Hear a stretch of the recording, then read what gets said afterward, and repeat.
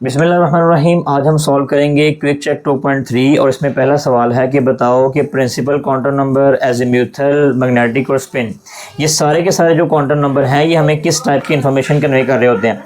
तो यहाँ पे हम जो है वो बुलेट्स मेंशन करते हैं कि प्रिंसिपल क्वांटम नंबर हमें क्या इन्फॉर्मेशन देता है जी।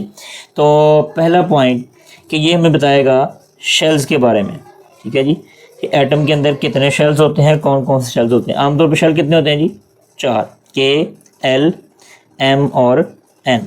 और जो के शेल है इसके लिए एन की वैल्यू क्या होती है जी? 1, एल के लिए 2, एम के लिए 3 और एन के लिए 4। तो पहला पॉइंट ये मैं बताएगा शेल्स के बारे में। दूसरी बात ये मैं बताएगा साइज ऑफ शेल के बारे में जी। साइज ऑफ शेल, किस शेल का साइज़ क्या है। तो हमने एक बुलेट पॉइंट याद किया था कि आपने याद रखना है कि वो शेल जो न्यूक्लियस के करीब है उसका साइज़ क्या होगा? कम, और जो न्यूक्लियस से दूर है उसका साइज़ क्या होगा? ज़्यादा। तो हम कहेंगे जी नियर न्यूक्लियस वाला जो शेल है उसका साइज़ क्या होगा जी?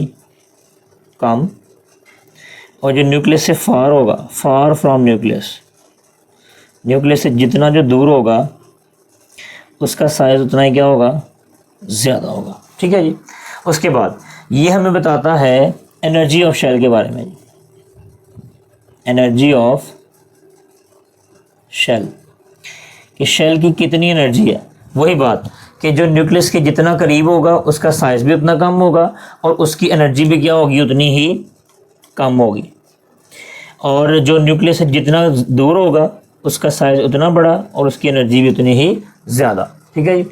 उसके बाद ये मैं बताता है number of electrons in shells. Number of electrons in shells, ले जी यहाँ पॉइंट मेंशन करते हैं जी, number of electrons in shells. इस शेल्स के अंदर कितने इलेक्ट्रॉन्स आते हैं। अब इसका फार्मूला क्या है वो बड़ा इंपॉर्टेंट है। फार्मूला इसका जी 2n का स्क्वायर।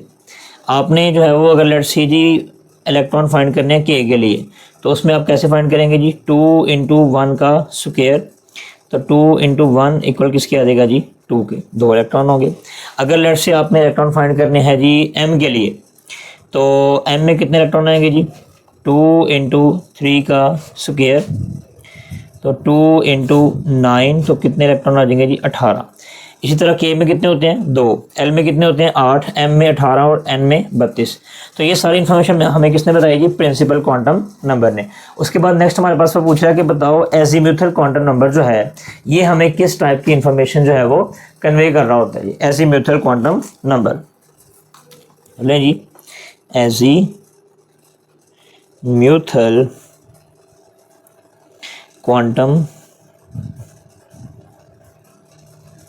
नंबर, इसको हम जो है वो रिप्रेजेंट करते हैं स्मॉल l से। और ये हमें क्या बताता है जी? फर्स्ट ऑफ ऑल ये हमें बताएगा सब शेल्स के बारे में।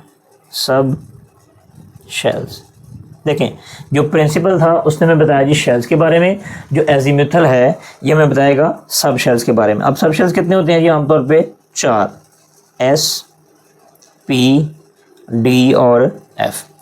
दूसरी बात ये हमें बताएगा साइज ऑफ सब शेल्स के बारे में जी।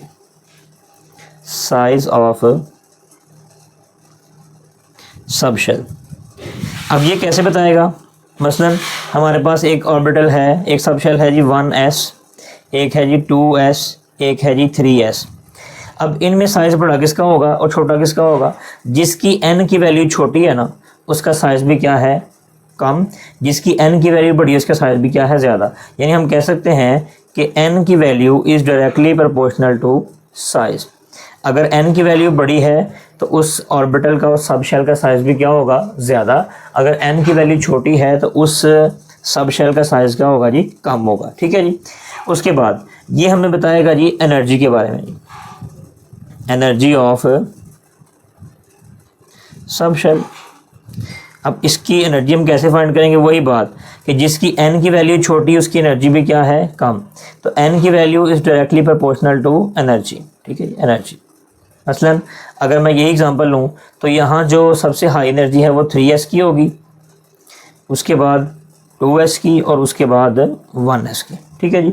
और उसके बाद ये हमें बताएगा जी शेप्स ऑफ सब शेल के बारे में, शेप्स ऑफ सब शेल्स। ठीक है जी, हमने पढ़ा था कि जो एस है वो स्फेरिकल शेप का होता है जी। एस क्या है जी? स्फेरिकल शेप का, स्फेरिकल कौन? एस।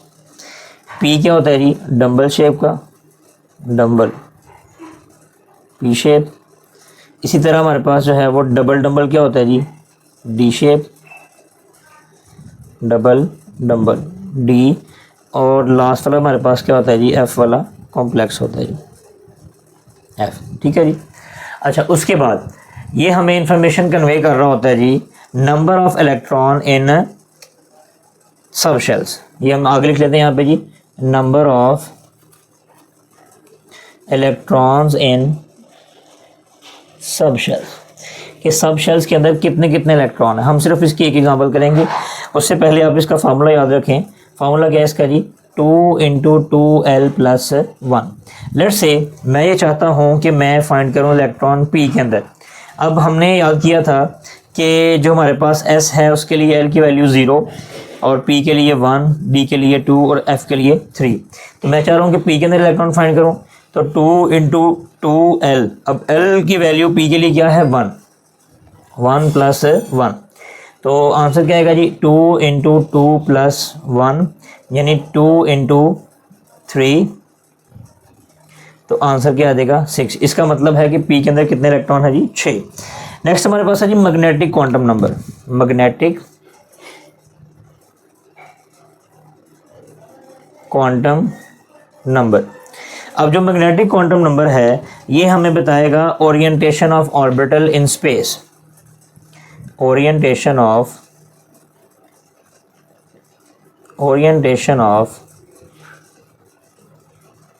ऑर्बिटल इन स्पेस, कि स्पेस के अंदर ऑर्बिटल्स की क्या ओरिएंटेशन है। इसका फार्मूला क्या है जी? इसका फार्मूला आपने याद रखना है। फार्मूला इसका है m की वैल्यू इक्वल होती है जी 2l + 1। अब लेट्स से मैं फाइंड करना चाहता हूँ p के लिए कि p की कितनी ओरिएंटेशन होगी। तो 2 × 1 + 1, तो 2 + 1 इक्वल किसके आ जाएगा जी? 3 के। इसका मतलब है कि जो p है इसकी 3 ओरिएंटेशन होगी। ठीक है, मैंने ये किसके लिए किया जी? For p sub shell. ठीक है जी। तो p सब शेल की जो वो कितनी ओरिएंटेशन होगी? 3। कौन कौन सी? px, py और pz। ये हमें किसने बताया जी? मैग्नेटिक क्वांटम नंबर ने, जिसको हम स्मॉल m से रिप्रेजेंट करते हैं। उसके बाद हमारे पास है जी लास्ट वाला spin quantum number, spin quantum number. अब जो स्पिन क्वांटम नंबर है इसको हम स्मॉल s से रिप्रेजेंट करते हैं और ये हमें बता रहा होता है जी स्पिनिंग ऑफ इलेक्ट्रॉन्स के बारे में। किस बारे में जी? Spinning of electrons, spinning of electron. अब ये जो स्पिन है ये दो तरह की होती है जी, एंटी क्लॉकवाइज, जिसको हम जो है वो अपवर्ड एरो से शो करते हैं और इसकी वैल्यू क्या होती है जी? +1/2। दूसरी होती है जी क्लॉकवाइज, इसको हम डाउन एरो से रिप्रेजेंट करते हैं, इसकी वैल्यू होती है जी -1/2। ठीक है जी।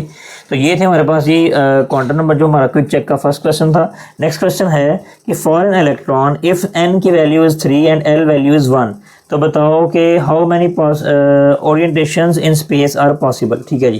कहता है जी कि अगर n की वैल्यू क्या है जी?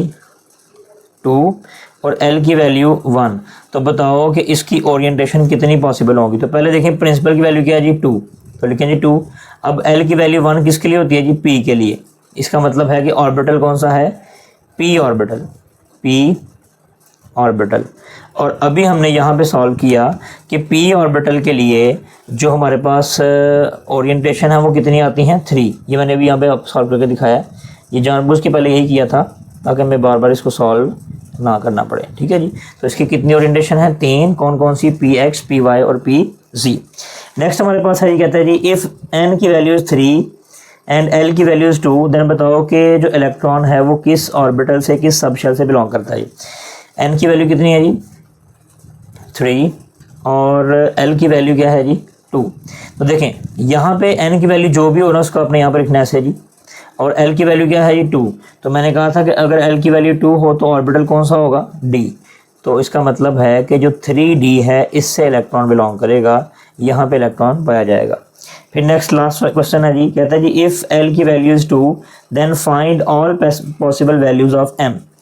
हाँ जी, अगर एल की वैल्यू 2 है तो जो है वो एल की जितने भी पॉसिबल वैल्यूज़ हैं वो फाइंड करो। ठीक है जी, तो इसका फार्मूला हमने ये देखा है जी, क्या फार्मूला होगा जी इसका, ये m इक्वल है 2l + 1। ठीक है जी, तो वैल्यू पुट करते हैं जी, 2 × 2 + 1, तो 4 + 1 इक्वल किसके आ जाएगा 5 के। तो फिर m की जो पॉसिबल वैल्यूज़ हैं वो क्या होंगी जी, -2, -1, 0, +1 और +2। तो आज के लेक्चर के अंदर हमने क्विक चेक 2.3 सॉल्व किया, जिसके अंदर हमने क्वांटम नंबर का ओवरव्यू किया कि ये क्या होते हैं, और उसके बाद हमने नेक्स्ट क्वेश्चन सॉल्व किया। आई होप कि आपको समझ आया होगा। बुक आप सामने रखें, फिर आप लेक्चर देखें तो इंशाल्लाह आप बहुत कुछ सीखेंगे। किसी किस्म का कोई भी आपको क्वेश्चन है तो आप कमेंट बॉक्स में लाजमी लिखिएगा, इसका एक स्क्रीनशॉट ले लें। दुआ में याद रखें। अल्लाह हाफिज़।